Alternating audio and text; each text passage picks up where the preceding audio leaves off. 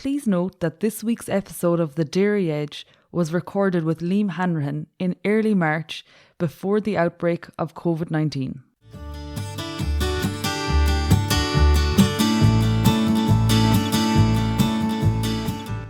Hello, I'm Emma-Louise Coffey and you're welcome to The Dairy Edge, the Teagasc Dairy podcast.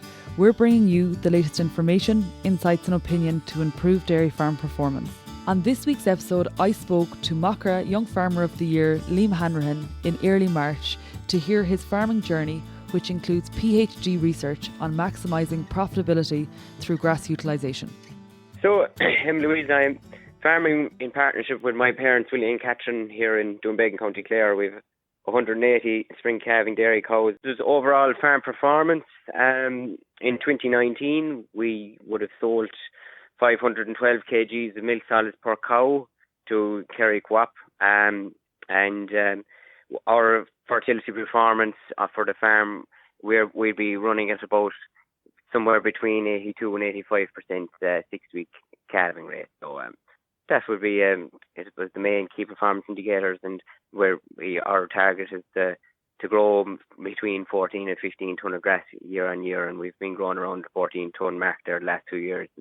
Measuring grass with a good number of years, and we'll be continuing to do so. And you mentioned there's been quite heavy rainfall, and I think that's reflective across the country, but it is particularly high in your area. And can you describe the grassland year for your farm? What it looks like. You'd encounter more challenges than I suppose the average farm in terms of the soil type that you're operating on. Yep, of course, yeah. So our farm is split between a heavy clay soil and a peaty type soil as well. So and also we would be in a relatively high rainfall area. Like, we probably even get more rainfall than what would be recorded in Shannon Airport, we'll say.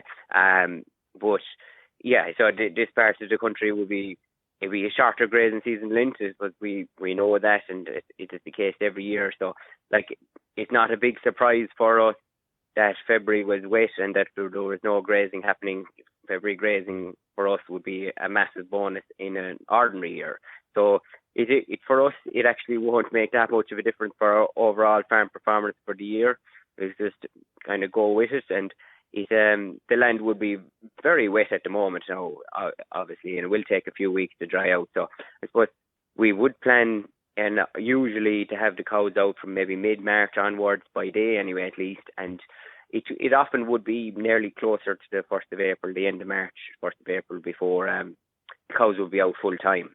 But yeah, so it is typically enough mid-March to 1st November grazing season length, and there often is challenges in between that as well. But we would have been using so-called wet weather techniques all the time, with many years in terms of spur roadways, several gaps into paddocks and on-off grazing and other techniques like that are kind of normal for us, as opposed to just to shoulder time techniques for managing grass. But yeah, we manage it as best we can, and we feed accordingly. I suppose we do need to put plans in place as a result of that. We do need to put plans in place in terms of our silage, and the cows will be eating silage for a certain period of time while they're milking. And so in the springtime, we need to target to have high quality silage going into the diet from now on, or from the start of calving onwards, or even before it, to get the cows ready for when they go to grass and for breeding. So having high quality silage there, so having a good quality first cut silage tends to make things an awful lot easier. It's kind of a requirement for our system. And talk through the decisions around when that silage is cut and what sort of a cover is on the silage ground at harvesting, to ensure that you have that high quality for early lactation, Liam. So we try to make a good quality first cut silage, which would have a reasonable level of bulk in it, maybe 5 to 6 tonne per hectare of the dry matter. at the end of May, if possible, like 2019, we cut our silage on the 20th of May. The weather was exceptionally good from April to May, so it made the year. We had a great start to the year. Cows had a great start into production, peak milk yield, and into breeding, and it allowed us to make a good cut of silage with a good bulk in it and also quality. So, like, it often maybe would go a small bit later if weather conditions didn't allow, but still the target would be there to have the fertiliser out on time to have a late May cut of silage to ensure quality. And maybe even going back a step there, Emma-Louise, in terms of the management of our grass early in the springtime, we rarely get to finish our first rotation in time because the grass tends to take off before there's a huge demand on it from the cows, because it tends to be later turnout date and the grass starts to grow before the first rotation is fully complete. So we try to having a high average farm cover in early spring is of no real advantage because it doesn't get utilised. So or going back to our preparing for the spring and the autumn, we can close up then at a lower cover in the autumn then as well. So it actually is more beneficial to have a lower cover in the autumn carrying into the spring than to have a high cover left in the farm, as you get left with too much grass then in April, and it's hard to manage then because it must be grazed, because it can't all be cut as surplus. And looking to another factor, Liam, you mentioned that in 2019 you produced 512 kilos of milk solids. Now, you've also acknowledged that the year of 2019 was a great grazing year, particularly at the start. But, achieving that sort of level of milk production, while you're looking at maybe your 8-month grazing season as opposed to the standard 10 months that a lot of farmers will achieve, talk through how you're achieving that phenomenal performance. So I suppose the combination of grassland management and genetics would be the two main factors really for driving the milk production performance. I suppose the weather had most certainly had a massive effect in 2019, and it was up from 2018. But I suppose grassland management, once the cows do go to grass, it is of a major focus. So in 2019, I did 40 grass walks in the year. Even if we had a shorter grazing season, I find in the main growing season you have to walk the farm twice a week, or even you have to be doing your some sort of a budget in your head at least twice a week, because things change very fast. We rarely tend to run shorter grass because we tend to get very high growth rates from through the summer period. So managing grass quality is massive.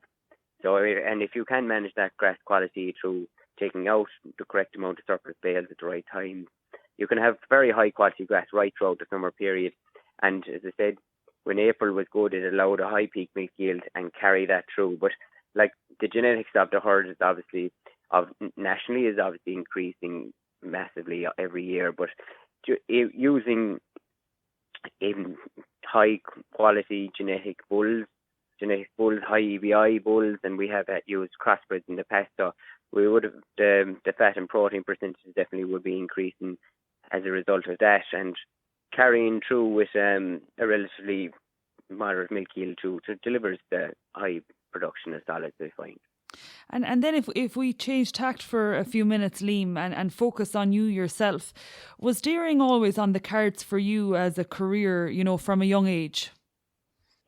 Yeah, so we're a standard enough farming family here, that we would have always, I've 2 brothers and 2 sisters, and we would have always worked on the farm from a young age, and I was always interested in it. It would have always a target or goal. When I finished my leaving cert, I decided I wanted to do dairy business in UCD because I felt I wanted to try and achieve as good an education as I possibly could within the field of dairy farming, and through enhancing the business skills required for that. And that I found a very beneficial course because it allowed us, first of all, we went to Dublin to learn with a lot of other people from around the country, and also got to got the opportunity to go to New Zealand in third year as part of work placement. Would have learned a lot from that, and also spent 3 months in Moorpark, a semester in Moorpark, learning from the best really there. So you couldn't complain there. It's all them little segments kind of fed into that and followed through in my interest in Irish dairy farming, and why I would have followed on in that pathway and into research then as well. And talk us through that research, Liam. So, as you say, you went to UCD and you studied dairy business for 4 years. And following that, you linked up with fellow Clare man, Lawrence Shalhoub, and you carried out some research with him for a few years. What was involved in that research that you carried out in Moorpark? Yeah, so it was an dairy economics PhD, very much focused on grassland. So there was a section of it on pasture-based Ireland, which he evaluated pasture-based as a tool for dairy farmers and how important grass measuring is. And following on, we would have looked at the National Farm Survey, so it's a representative sample of Irish farmers nationally, and what their performance was both physically and financially. And that led us to calculating the grass utilisation nationally and correlating it with profitability, and finding the results that the amount of grass utilised on farm really is the key driver to the profitability on Irish dairy farms across the board. So that's it from all dairy farms, so not just, that's a representative sample nationally. And following on from that, then I suppose it fed into, we looked at the heavy soils program, which was already set up through Teagasc, and using the data compiled from them, we were able to compare the farmers who were part of that program to the National Farm Survey and see how they compared.